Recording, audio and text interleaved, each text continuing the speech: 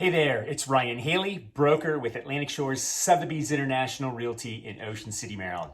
Today, I wanted to reach out to you with a question that comes up a number of times when I'm talking to sellers who are thinking about selling their home. And the question is, do I need a seller's disclosure form when selling a property in Maryland? And that's a great question. Every state has different rules as to the documents that are going to be required from a seller to be able to provide a buyer when you're selling a property. So you're going to need disclosures of some sort. But the term disclosure statement can mean a number of different things. Some states it's required, others it's not. Here in Maryland, we have something called a disclosure/disclaimer statement. And the state of Maryland requires a seller to provide either a full disclosure form, which is a multiple page document where you would go through and check off everything you know about your property.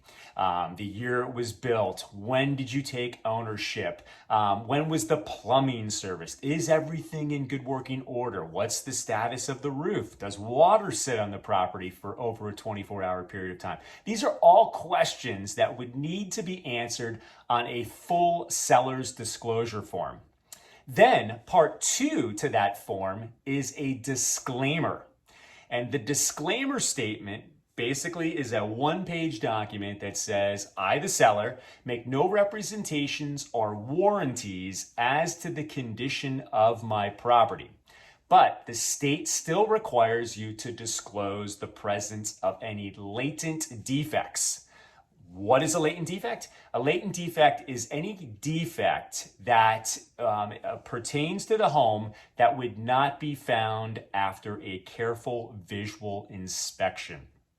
So, the state of Maryland, you get options. You do not have to fill out both. You can do one or the other.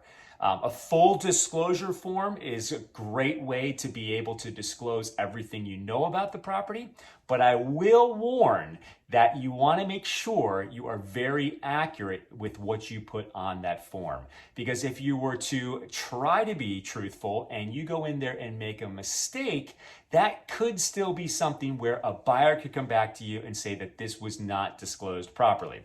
The disclaimer, which we see here almost, if I had to guess, I'd say 90% of the time, especially with second home condos, where it's not a primary residence and many of the owners are not the original owner, the majority of the time they opt to fill out the disclaimer that just says, hey, I make no representations or warranties as to the condition of this property.